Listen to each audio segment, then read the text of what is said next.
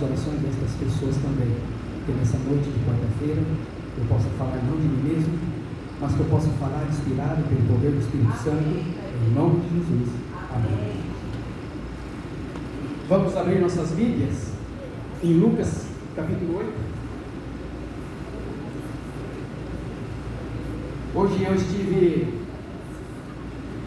na Chapada dos Guimarães. Eu tenho o costume de, aos domingos, ir de volta. O pessoal tem o costume de dizer bate-volta. E domingo eu ia de manhã cedo, mas eu vi que amanheceu logo cedo, muito calor, não fui. E hoje eu decidi ir. Na volta tive que parar no meio do caminho por conta do calor. Outros motociclistas que estavam comigo também, a gente parou ali na água fria. Segundo os dados que eu vi a semana passada, inclusive eu compartilhei nas minhas redes sociais, se Jesus não voltar até 2043, eles estão projetando para 20 anos mais. Na nossa região, a temperatura média vai ser de 50 graus. Ontem, no Rio de Janeiro, a sensação térmica chegou, pasme, 58 graus. A sensação. O mundo está descontrolado. As Escrituras, Mateus 24, Mateus 25, Lucas 21, fala da volta de Jesus. Sinais que antecederiam a volta de Jesus.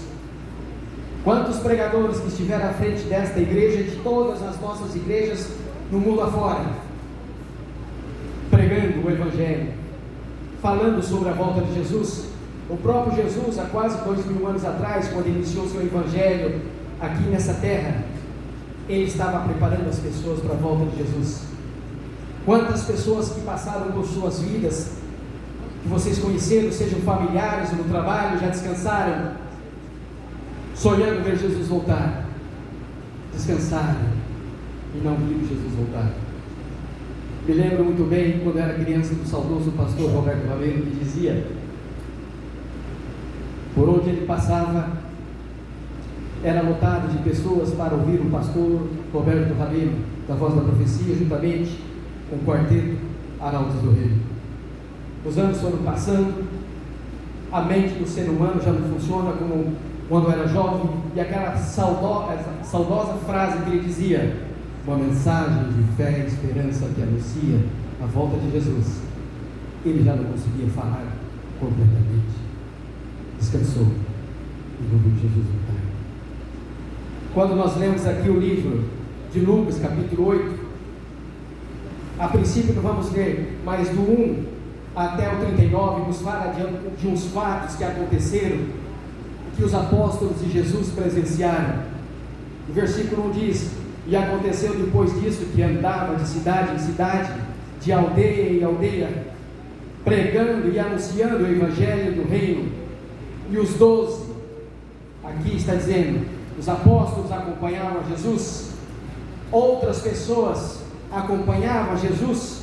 O versículo 2 diz, de Lucas 8, e algumas mulheres que haviam sido curadas de espíritos malignos e de enfermidade, acompanhavam Jesus, assim como Maria Madalena, que no versículo 3 diz, que ela possuía 7 tipos de demônios diferentes, mas Maria Madalena já ouvira de um suposto Jesus, mas houve um momento na vida dela que ela teve um encontro pessoal com Jesus. Desde então a vida de Maria Madalena mudou. E o fato é que no livro Como Jesus Tratava as Pessoas, escrito pelo pastor Morris Vendel, que já descansou no Senhor, ele diz ali em seu relato, no capítulo 5 ou capítulo 6, se não me falha a memória, que Maria Madalena foi para a prostituição quando jovem, porque seu tio assim o fez. E mais tarde, anos mais tarde, o seu tio Simão foi curado de uma lepra. Agradecido com Jesus, então ele convidou Jesus para que fosse até a sua tenda, a sua casa, e muitas pessoas foram.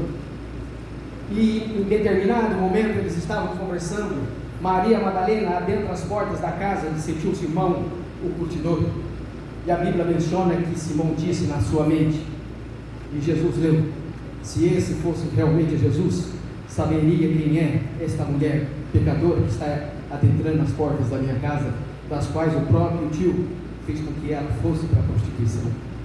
Maria Madalena ficou porque ela fugiu da região por ser mal falada. E ela foi por uma cidade chamada Magdala. Por isso Maria Madalena. E a Bíblia diz que Deus expulsou dela 7 tipos de demônios diferentes. Um pouco mais abaixo, diz no versículo 3: e Joana, mulher de Cusá, procurador de Herodes, e Susana, e muitas outras que serviam com seus bens. Este era o grupo de pessoas que acompanhava Jesus.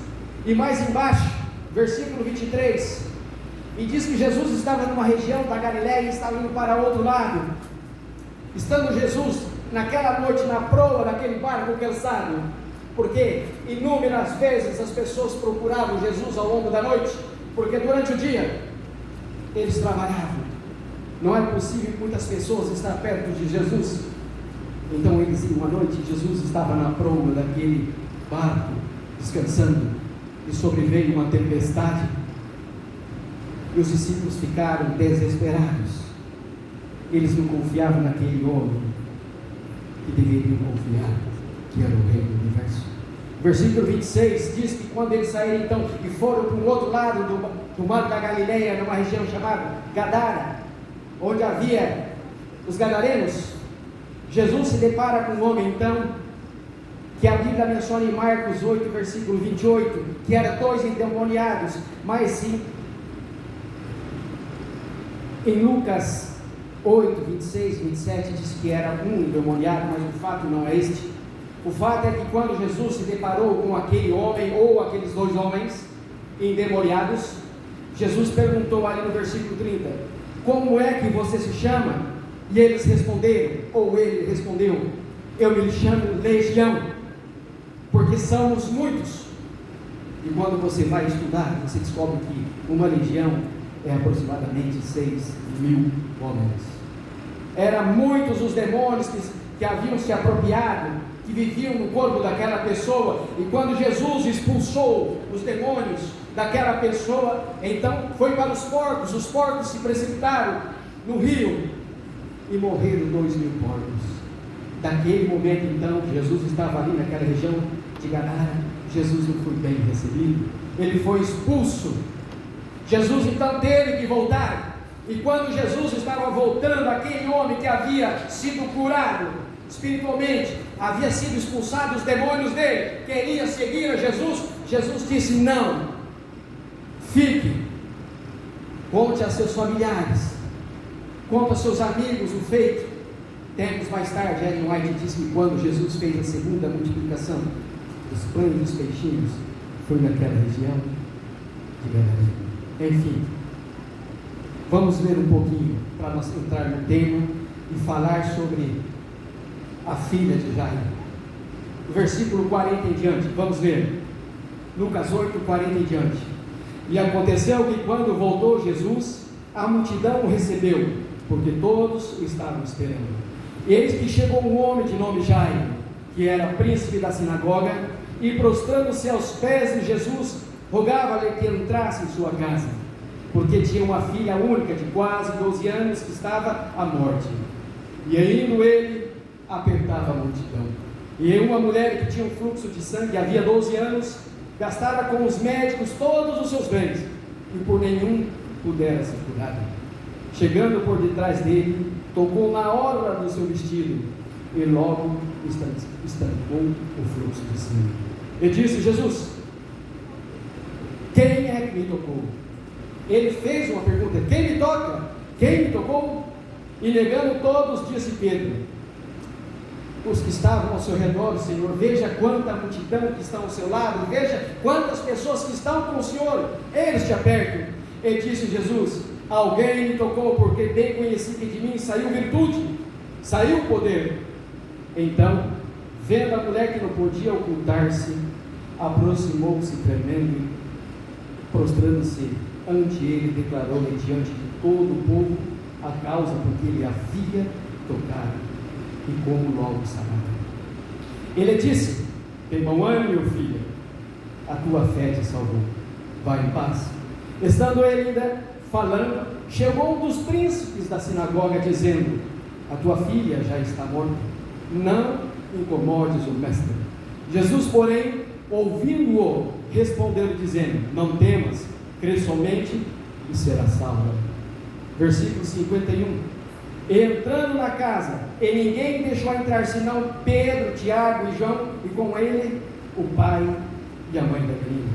E todos choravam e pranteavam-se. E ele disse: não chores, não está morta, apenas dorme. E riram-se dele, sabendo que estava morta. Mas ele, pondo-os fora, pegando-lhe na mão, clamou dizendo: levanta-te, menina. E o versículo 55 diz: e o seu espírito voltou, e ela logo se levantou, e Jesus mandou-lhe de comer. Esse Jesus que a Bíblia aqui está mencionando, em Lucas capítulo 8, ele era conhecido em sua época como Jesus de Nazaré. Trabalhou como carpinteiro a maior parte da sua vida adulta. Entretanto, ele foi tão extraordinário pela forma como viveu e pela influência que exerceu sobre a humanidade, que palavra extraordinária não consegue caracterizar. Ninguém mais, nem reis, ditadores, cientistas, educadores ou líderes militares, deu uma contribuição maior a Jesus que a história do mundo. Bilhões de pessoas passaram por este planeta, mas até hoje, quase 2.000 anos da sua morte, ninguém chegou sequer perto de ocupar a posição singular que ele ocupou na história. Nunca faltaram a este mundo grandes homens ou mulheres. A história está repleta de nomes como Salomão, Davi, Hammurabi, Ciro, Alexandre o Grande, César, Gengis Khan, Joana d'Arc, Napoleão Bonaparte, George Washington, Isaac Newton, e por aí a lista vai. Mas ninguém se aproxima de Jesus Cristo e sua influência sobre a humanidade. Vamos nos deter agora na história deste homem chamado Jairo. Ele foi um chefe na sua época na sinagoga. A Bíblia diz que ele ocupava um cargo honrado na sinagoga. O livro de Mateus, em seus escritos, em seus relatos, simplesmente diz que Jairo era um chefe.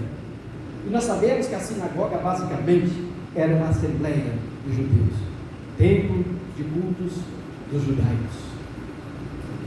Versículo 41 diz: e eis que chegou um homem de nome Jairo, que era príncipe da sinagoga, e prostrando-se aos pés de Jesus, rogava-lhe que entrasse em sua casa. Um homem conhecido por sua conduta cristã, um homem com princípios e valores, que sentia empatia pelas pessoas. Sua família era cristã, e agora estava perto ou próximo de perder a sua filha. Nesse momento, então, esse príncipe vai até Jesus frágil, impotente, inseguro, limitado. Não era um super pai, tampouco era detentor de superpoderes, mas a Bíblia, no versículo 41, menciona que ele era religioso, era preocupado com as realidades espirituais das pessoas, realidades eternas, preparando as pessoas para a vinda de Jesus. Era um homem que era muito dedicado a Deus. Mas agora então vem o drama familiar no versículo 42.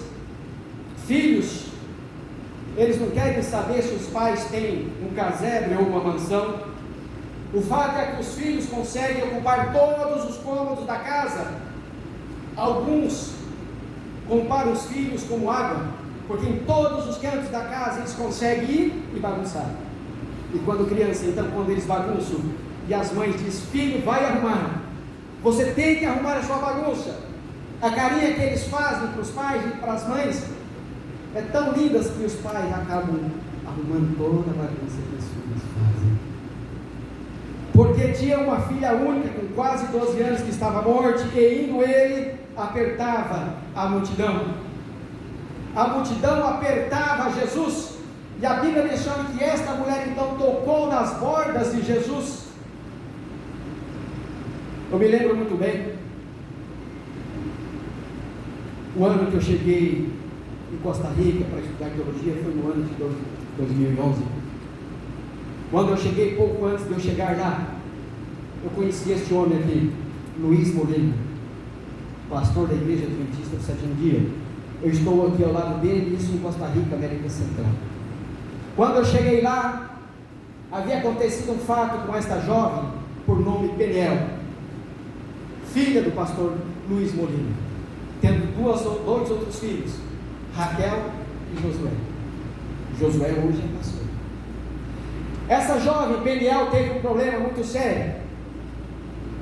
O pastor Luiz Molina leva então para um dos hospitais ali de São José, Costa Rica, para que fosse diagnosticada com os médicos, para que pudesse descobrir qual era o problema que ela estava tendo tanta fé. As pessoas da região, as pessoas de outra cidade por onde o pastor Luiz Molina havia passado, estavam em oração, orando pela vida de Peniel. Chegou o momento que a jovem não resistiu. As orações aparentemente não foram suficientes. A Bíblia nos ensina que o anjo de Deus acampa ao redor daqueles que os temem e os defende. A jovem Peniel, filha de pastor, foi dedicada nos caminhos de Deus, e agora estava passando por uma dificuldade. O pastor clamando a Deus, a família clamando, os amigos clamando, a Universidade Adventista de Costa Rica, UNADECA, orando a Deus, mas aparentemente Deus não ouviu as orações, e a jovem Peniel veio a falecer. Quando o pastor soube da morte da filha, enquanto estava sendo preparado o corpo para o velório, o pastor vai até a sua casa, chama os dois filhos que estavam no quarto. O pastor Luiz Molina disse: venham, filhos. Chamou a esposa, foi para a sala da casa de joelhos, clamaram a Deus e agradeceram a Deus pelo tempo que Deus concedeu a eles desta jovem Peniel ter estado com eles. Nós, como cristãos, conhecemos as escrituras de Gênesis e Apocalipse, mas a nossa esperança, assim como a Bíblia menciona, é a volta de Jesus. 1 Tessalonicenses 4, versículo 16, que diz que quando os que morrerem em Cristo ressuscitarão primeiro. Esse é o sonho hoje do pastor Luiz Molina. Tenho ele, tenho o filho dele no meu Facebook até hoje. Tive o prazer de vivenciar um tempo, e ele queria que eu ficasse auxiliando ele na igreja central da UNADECA, a Universidade Adventista de Centro-América. Mas quando eu estudava teologia, eu tinha um sonho de conhecer outros países da América Central. Mas mesmo assim, quando eu podia, eu estava ali. Às vezes eu ficava sentada no primeiro banco da frente com um outro pastor, e toda vez que eu sentava ao lado daquele pastor, pastor Reis, na época ele tinha 90 anos, eu sentia, apesar de estar dentro da igreja, eu sentia Deus do lado daquele homem. Primeiro a esposa dele descansou, depois o pastor Reis, sonhando ver Jesus voltar. Mas aqui a Bíblia relata, no versículo 41 ainda, a postura de um pai. Aos pés de Jesus os papéis são bem diferentes.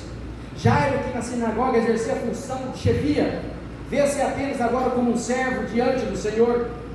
Mas há uma intercessão no versículo 41.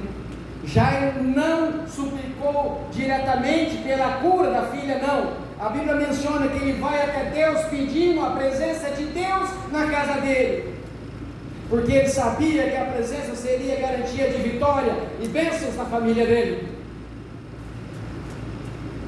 O que é que nós estamos fazendo em nossas casas? O que é que nós estamos ouvindo dentro das nossas casas? Quais são as nossas decisões quando nós estamos nas ruas? Nós somos cristãos que vivemos com princípios e valores, ou somos somente adventistas do sétimo dia e dos outros dias não? Mas havia então um desafio externo neste momento.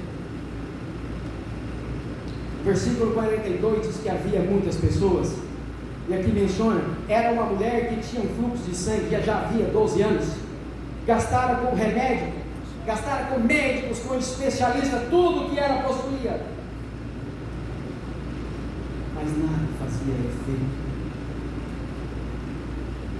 Essa mulher então ouvia falar de Jesus, o Jesus que curava, o Jesus que ressuscitava, e ela então pensou: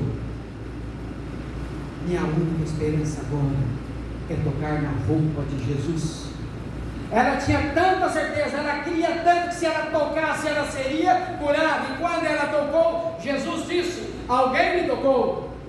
Talvez se eu vivesse naquela época, no período que Jesus viveu, talvez eu teria tomado a mesma decisão que Pedro, quando Jesus disse: alguém me tocou.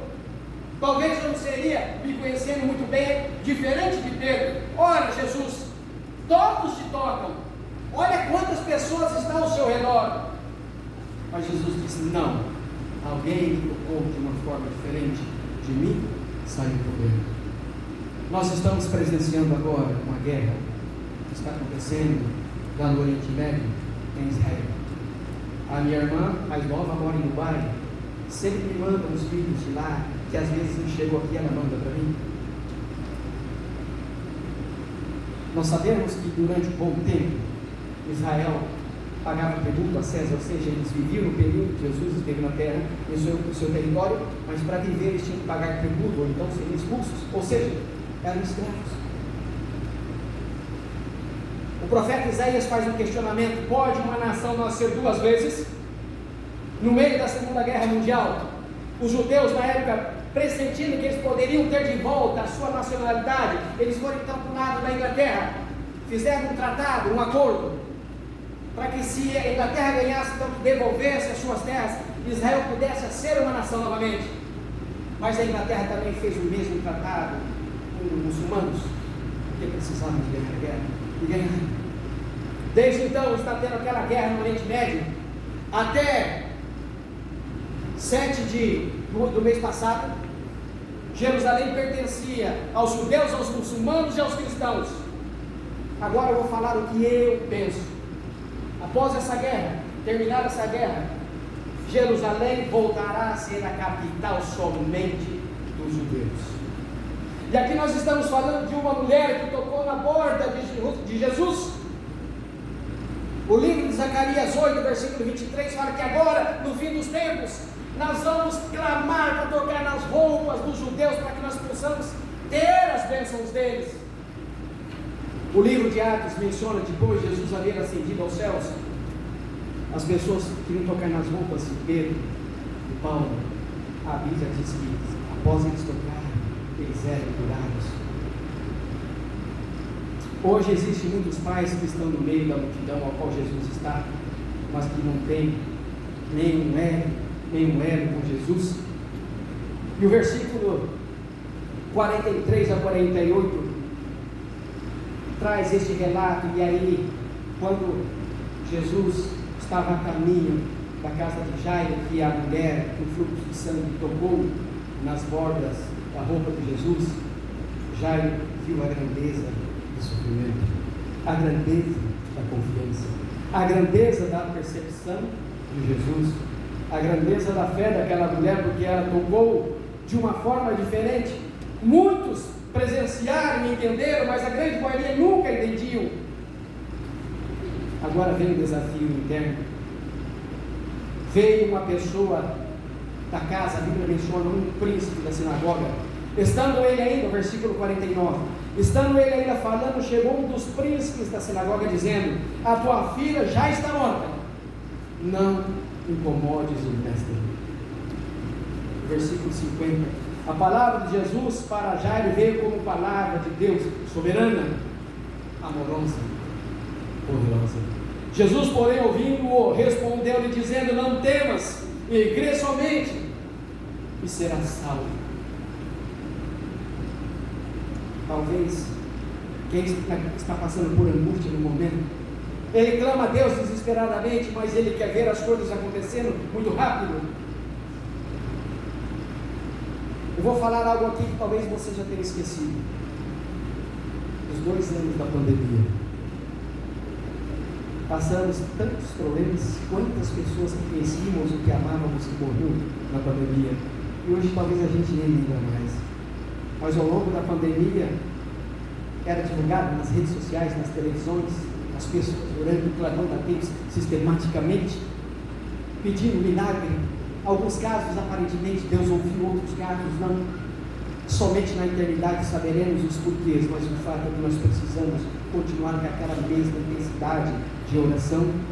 Aí vem a incredulidade no versículo 52 e 53. Fé e incredulidade sempre são juntas. e aparentemente caminha desnudadas. E todos choravam e planteavam e disse: não choreis, não está morta, mas dorme. Versículo 53. As pessoas dele disseram, riam-se dele sabendo que estava morto. Quando Jesus então ele estava distante de Jerusalém, do seu período, alguém chegou a Jesus e disse: Jesus, seu amigo Lázaro morreu. A Bíblia menciona o versículo mais curto da Bíblia dizendo que Lázaro chorou. Aqui Jesus diz que a menina não estava morta, que apenas dormia. Riam dele, caçoaram dele, zombavam dele. A menina estava morta. Mas quando o seu melhor amigo morreu, eu fiz um sermão aqui uma vez e disse, uma das irmãs de Lázaro, Marta, disse: Senhor, se o Senhor estivesse em casa, seu amigo, aquele que chorando não teria morrido. Jesus então ele espera 4 dias para ir até onde estava Lázaro. Jesus não foi de imediato. A Bíblia menciona que ele estava cheirando mal. 4 dias. Após 4 dias, então Jesus vai até o túmulo onde estava enterrado Lázaro. Jesus poderia com a mente ter tirado a pedra, mas Jesus disse: tirem a pedra. Ellen White menciona que naquele momento, quando Jesus está diante do túmulo já aberto, se Jesus não houvesse mencionado Lázaro, se Jesus apenas houvesse dito: sai para fora, Ellen White disse que todos que haviam morrido desde os nossos primeiros pais Abraão e Eva até aquele momento ressuscitariam. Mas Jesus foi específico e disse: Lázaro, sai para fora. Agora Jesus então, o versículo 54, a autoridade de Jesus se manifestou através do toque da palavra. Ainda hoje ele opera em nós da mesma forma, com o mesmo Espírito. Mas aqui menciona que ele colocou todos para fora e ficou lá dentro, Pedro, Tiago, João, Jesus, o pai e a mãe da menina. Os sinais do milagre veio depois de 2 movimentos do Espírito e do corpo. Quando Jesus age, ele alcança os seus objetivos. Quando Jesus faz, ele faz muito bem feito.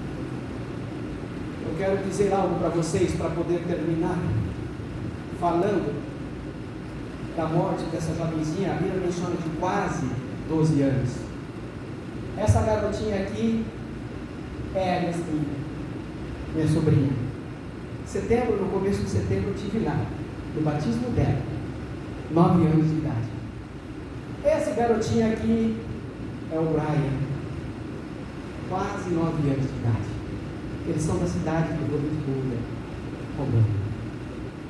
No dia 7 de outubro, a minha irmã mais velha, eu tenho 3 irmãs, a Marlina, a Ângela e a Aline. A minha irmã mais velha, a Marlina, ligou para minha mãe no grupo da família e disse para minha irmã do meio: manda a Yasmin junto com a mãe, o rival que é meu padrasto, para casa, porque ambos à noite todos iriam para a casa da minha irmã mais velha. Rolim de Moura a Rondônia são 105 quilômetros. Tem algumas pessoas que aqui de lá de Alta Floresta que conhecem.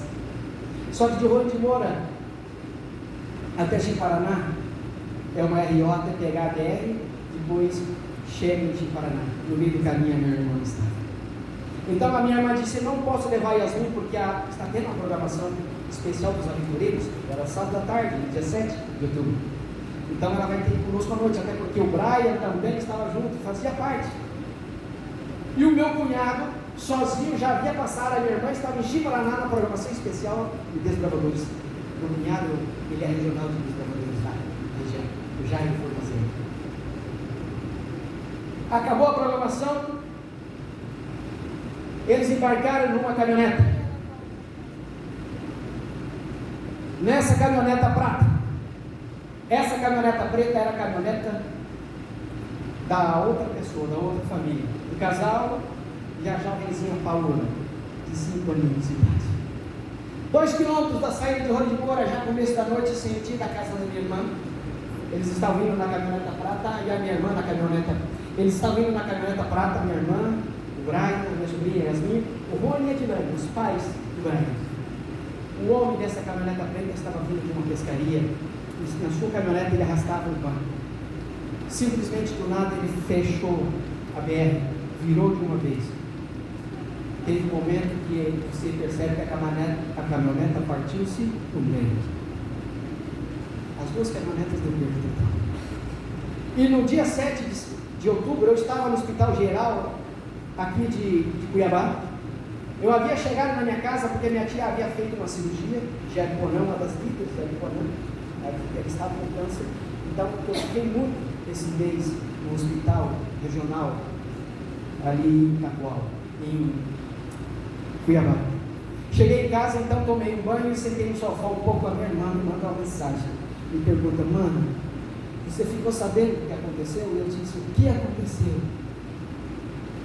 Ela disse, eu perguntei: mas aconteceu alguma coisa com a tia? Eu estava no hospital agora, acabei de tomar banho, sentei no sofá de casa, eu ia comer um lanche. Ela falou assim: nós sofremos um acidente. E ela começou a chorar. Eu entrei em desespero. Ela falou assim: mas não se preocupa, nós já estamos no hospital, estamos só de observação, possivelmente eu e Yasmin vamos liberar e vamos para casa ainda. A Edilane e o Rhodes também, mas o Brian, tadinho, vai ser transferido urgentemente para Capuá, o Hospital Geral. Perfurou um grande. E eu quero que vocês saibam, eu estou pregando hoje aqui dia 15, o Brian ainda continua no hospital. Essa garotinha que vocês estão vendo aqui, a Paola, filha do motorista da caminhonete que estava bêbado, que cometeu aquele grave acidente. A Bíblia fala que o anjo de Deus acampa ao redor daqueles que os têm e os defende. E quando a minha irmã então me deu aquela notícia, eu estava sentado em casa, aí ela desligou o telefone. Sabe o que aconteceu comigo? Eu levantei, fui na cozinha, fui preparar o lanche para eu comer. Eu quase não como em casa, só como na rua. Porque a minha irmã, quando ela disse: estamos bem, vamos para casa, daqui um pouco só estamos em observação, eu senti um alívio muito grande. Como eu não sou pai, fui contente para a cozinha. Quando eu cheguei na cozinha, que eu comecei a preparar meu lanche, eu falei assim: meu Deus. Aí eu entrei em choque. Eu entrei em choque porque ela deu a notícia que estava bem, minha sobrinha estava bem, mas o jovenzinho, o Brian, não. Mas naquele momento eu não sentia empatia por ele, eu entrei em desespero. Voltei na sala, então, de joelhos, orei a Deus. E todos os dias o pai do Brian, o Rony, ele dá notícias do filho. No dia 10, o acidente foi no dia 7, no dia 10, os médicos disseram que possivelmente seria decretada morte encefálica do Brian. Foi passado para todas as pessoas. Era uma terça-feira, rapidamente foi feita uma movimentação nos grupos de WhatsApp. A Igreja Central de Alta Floresta, Rondônia, a Igreja Central de Rolim de Moura, a Igreja Central de Cacoal decidiram, na terça-feira à noite, irem para a igreja e clamarem a Deus uma extensão da quarta-feira. Um outro grupo grande de pessoas estava em frente ao hospital de Cacoal, onde estava Brian, clamando a Deus por um milagre, porque no dia 11, na quarta-feira próxima, seria decretada morte encefálica. Mas o Brian, assim como vejo esses jovens da nossa igreja, os garotos da nossa igreja, foi dedicado a Deus, como todos eles são. Às vezes a luta de uma pessoa, de uma família é diferente de outra. Às vezes a outra família luta mais. Mas Deus nos dá o poder de interceder. A Bíblia nos ensina, em Romanos 1, versículo 16, que nós podemos ser pessoas poderosas. Basta lermos os evangelhos, basta nós intercedermos, como nós fizemos hoje aqui na Igreja Central de Várzea Grande. Interceder, ter empatia pelas pessoas, como Jairo, porque Jairo queria a presença de Jesus na casa dele, porque ele sabia que se Jesus estivesse lá, era garantia de vitória, porque Jesus disse a ele: creia somente, não temes. E é o que nós estamos precisando agora no fim dos tempos, Mas eu quero dizer a vocês, eu costumo ouvir uma frase que muitas das vezes eu acredito que é da boca para fora. Muitas pessoas dizem: eu estou orando por você. Quando você faz uma afirmação diante daquela pessoa, quando você diz: eu vou orar por você, você precisa de orar, porque aquela pessoa precisa da sua oração. Deus conhece cada um de nós. A Bíblia menciona que Jesus conhece até quantos fios de cabelo nós temos em nossas cabeças. Mas Ele deu a nós esse privilégio de interceder. E quando você conversa com alguém, a melhor frase que você pode dizer a alguém na sua vida, para alguma pessoa, ou a melhor frase que você pode ouvir de alguma pessoa para você é: Deus te abençoe. E quando você o faz de coração, Deus te abençoe, meu filho. É o que nós estamos precisando agora no fim desses tempos. A igreja precisa mais do que nunca agora reavivamento e reforma. Reforma sem reavivamento é legalismo. Reavivamento sem reforma é sentimentalismo. Reavivamento e reforma prepara uma pessoa para a vida de Jesus. Enquanto vou pedir que nossos cantores venham à frente novamente para ajudar aqui na última música. Vou pedir que elas venham. Eu quero que você reflita na história desse homem chamado Jairo.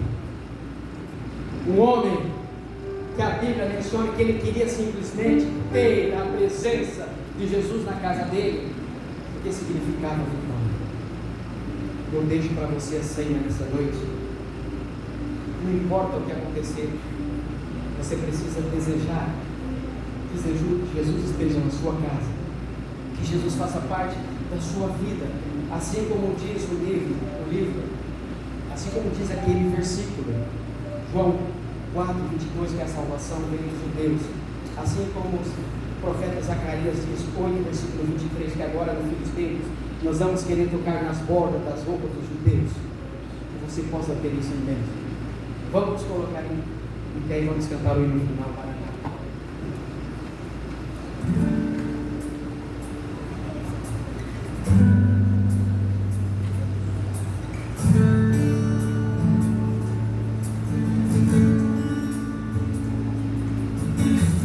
Tu és a minha luz, a minha salvação, e a ti me renderei. Se ao teu lado estou, seguro em tuas mãos, eu nada temerei.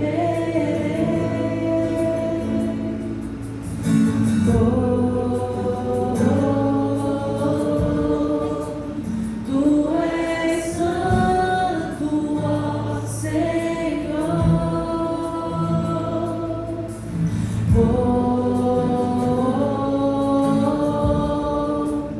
Tu és digno de louvor. Só em ti confiarei, eu nada temerei. Em frente eu irei, pois eu sei que vivo estás e um dia voltarás do céu pra nos buscar, pra sempre reinarás. Aleluia.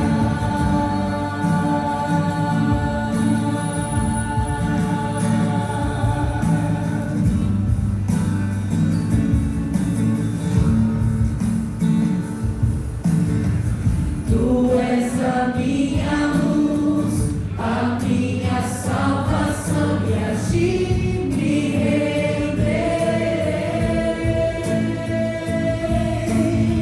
Se ao teu lado estou, seguro em tuas mãos, eu nada temerei.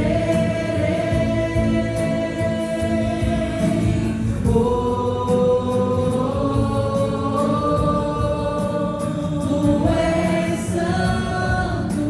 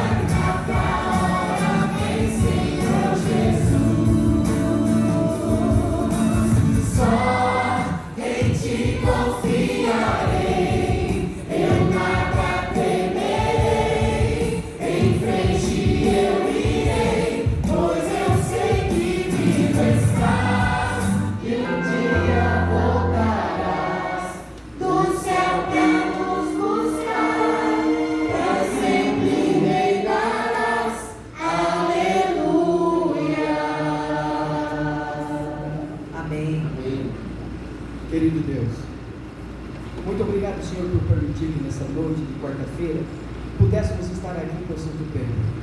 E juntos, assim como o Salmo 150, versículo 6 diz: todo ser que respira, louve ao Senhor. Amém. Agradecemos humildemente por esse dia especial.